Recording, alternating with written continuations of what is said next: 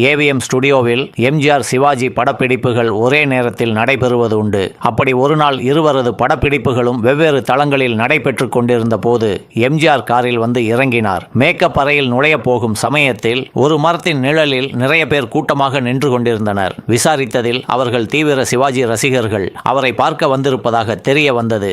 Makeup போட்டுக்கொண்டு தளத்தின் உள்ளே போகும் சமயத்தில் அந்த ரசிகர்கள் அங்கேயே நிற்பதை கண்டார். காவலாளி அவர்களை அனுமதிக்கவில்லை. அடுத்த காட்சி உடை அணிய வெளியே வந்தபோதும் கூட்டம் அப்படியே இருந்தது. அவரை பார்த்து சிவாஜி ரசிகர்கள் கை அசைத்தனர். எம்ஜிஆர் சிவாஜி இருந்த தளத்தின் உள்ளே சென்றார். அண்ணே வாங்க என்று சிவாஜி வரவேற்றார். எம்ஜிஆர் அவர் ரசிகர்கள் அவரை பார்க்க காத்திருப்பதை தெரிவித்தார். காவலாளியை அழைத்து அவர்களை உள்ளே விட சொல்லிவிட்டு தன் மேக்கப் அறைக்கு சென்று விட்டார்.